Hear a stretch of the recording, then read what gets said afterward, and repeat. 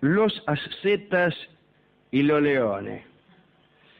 Hemos hablado varias veces de ascetas aquí, aquellos ermitaños que en los primeros siglos del cristianismo peregrinaban a los desiertos, generalmente a los desiertos sirios o también a los desiertos de Egipto, para modelar del mejor modo su soledad, ¿no? Hemos contado su heroísmo para evitar tentaciones, hemos hablado de ayunos, quietismos,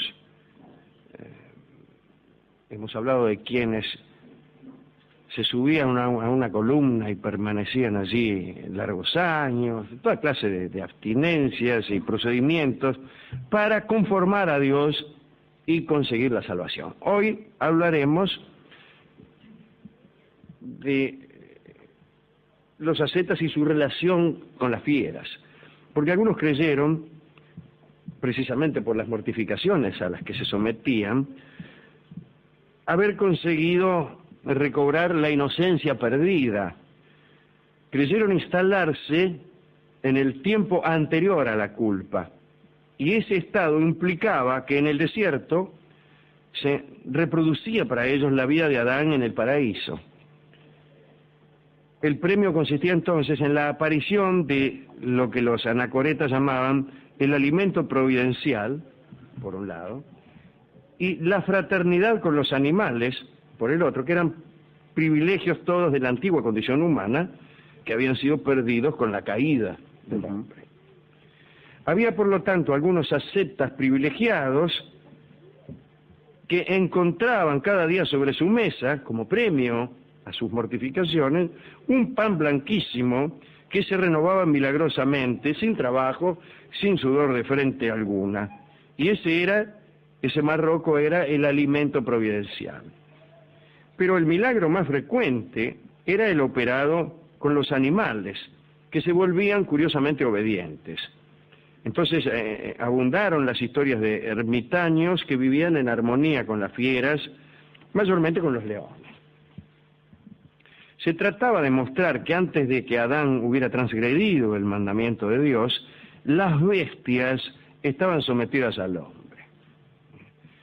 La abundancia de tratos milagrosos con leones tiene una razón natural y otra edificante. Natural porque era la fiera que más abundaba en aquel entonces en los desiertos de Egipto, de Palestina y de Siria, y edificante a causa de cierto carácter simbólico del león.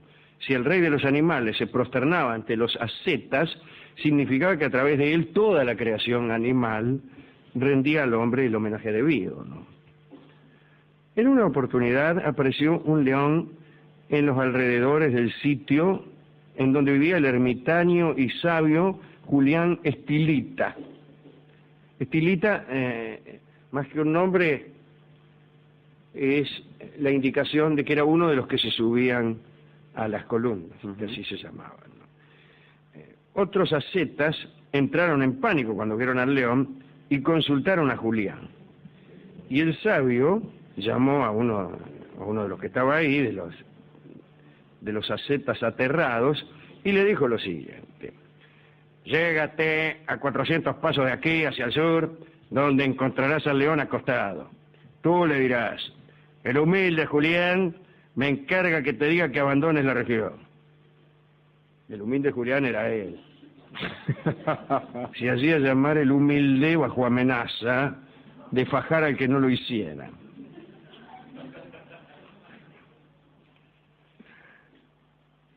El enviado de Julián, pálido de miedo, llegó hasta el lugar y encontró efectivamente al león echado, ¿no? Le dio el encargo, le dijo: aquí me manda el humilde Julián, dice que te las tome. Y el animal partió enseguida, me refiero al león. Se certifica que el poder era de Julián, puesto que cuando el enviado, un poco agrandado por el éxito, procedió del mismo modo ante otro león, pero sin ningún encargo del sabio, fue devorado por la bestia. Parece que cuando vio otro león le dijo: tomátela, y el león le preguntó: ¿te mandó Julián? No, dice, vine yo. Bueno, dice, date por morfado.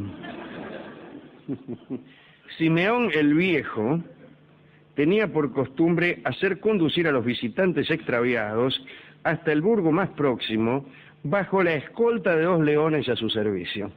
Tenía 2 leones ahí laburando para él que acompañaban a los que estaban extraviados para que no los atacara nadie, ¿no? San Gerásimo vivía en una cueva cerca del Jordán, cerca del río Jordán, ¿no? Tenía a su servicio también un león fidelísimo.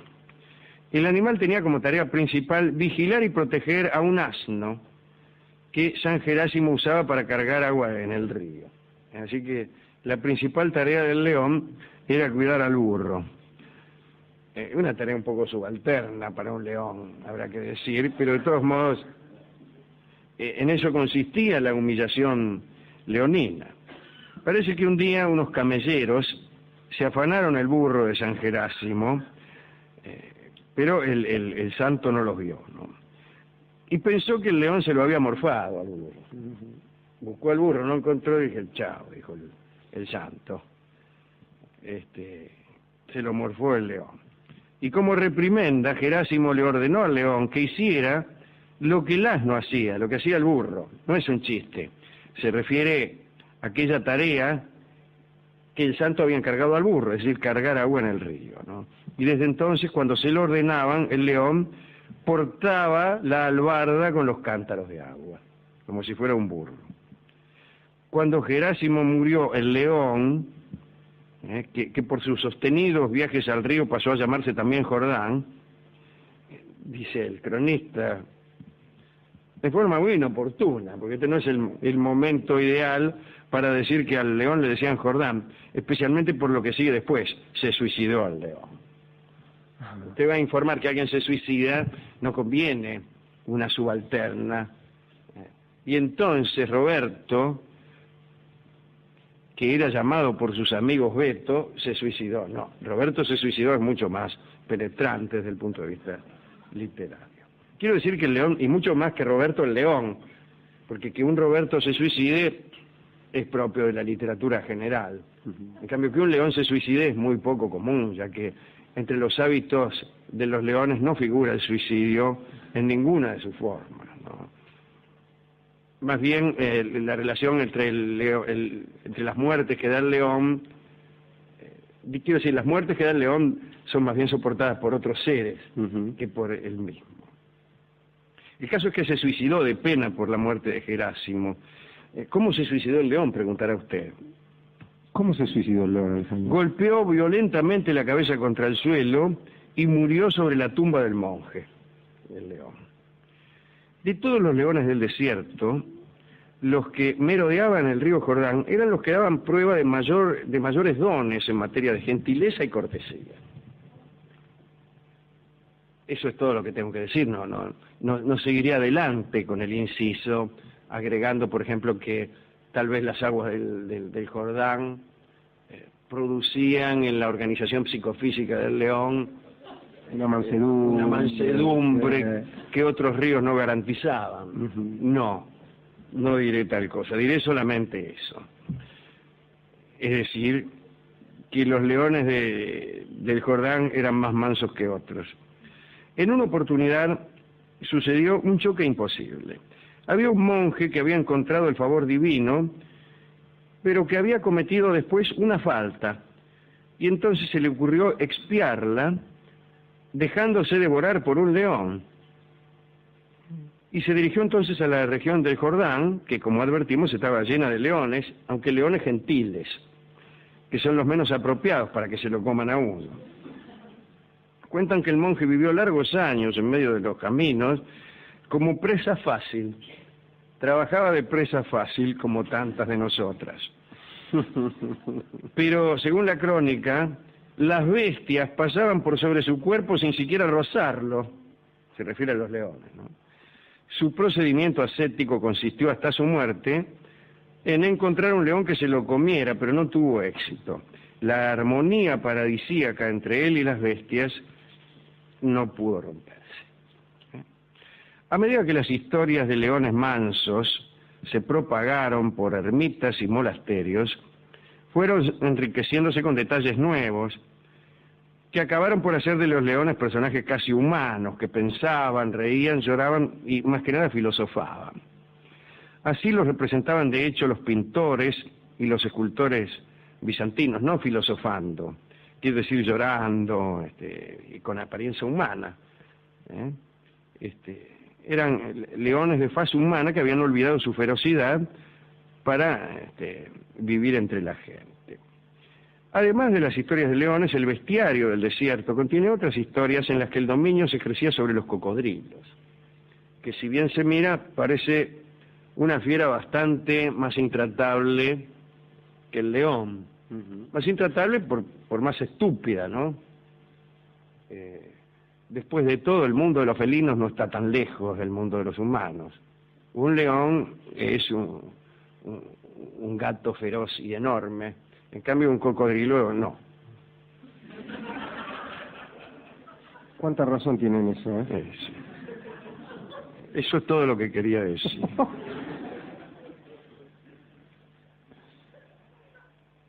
La mayoría de estas historias de cocodrilos tenían lugar en Egipto, naturalmente, que es donde hay cocodrilos.